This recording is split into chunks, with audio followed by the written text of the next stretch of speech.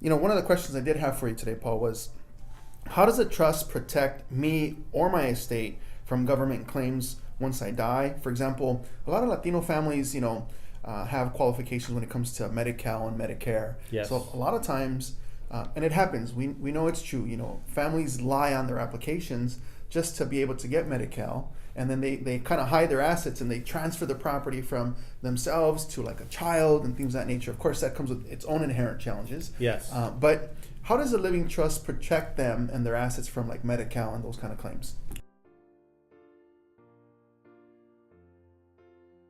That's a good question. So the law has changed substantially in the last couple of years in situations involving Medi-CAL. So most people don't understand Medi-CAL or the benefits that they can derive from Medi-CAL. So it's to help the elderly people who have a lower income, who don't have a whole lot of assets, may qualify for Medi-CAL and be able to have long-term care and have the government pay for that care during their lifetime. The law used to be that you could certainly qualify for Medi-CAL even if you own a home. If you own a home, but you have a limited amount of resources besides that in the bank or other assets, if you have a limited amount of resources but you own a home, you would still qualify for Medi-CAL. Okay. The problem used to be, however, that once you passed away, Medi-CAL would file a claim for recovery against the estate. Okay.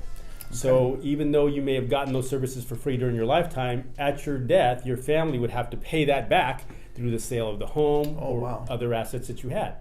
But in January 1st of 2017, the law changed. And the law changed in a way that benefits families who do planning, because what the law says now is that if you have your assets in a living trust, Medi-CAL cannot file a recovery claim against those assets. Oh, fantastic. The only way that Medi-CAL can now file a claim is if your estate is going through probate.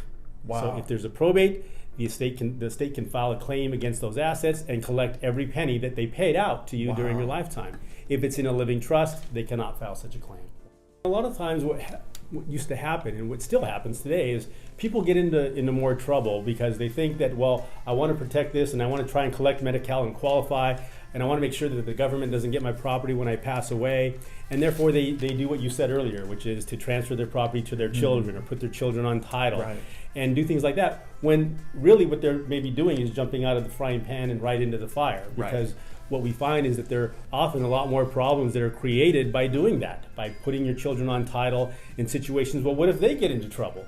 What if they have a problem? What if they pass away? What if they get a divorce? What if they get sued by somebody?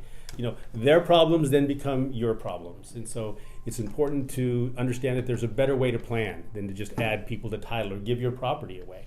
So it's important to talk to a lawyer about what their options are.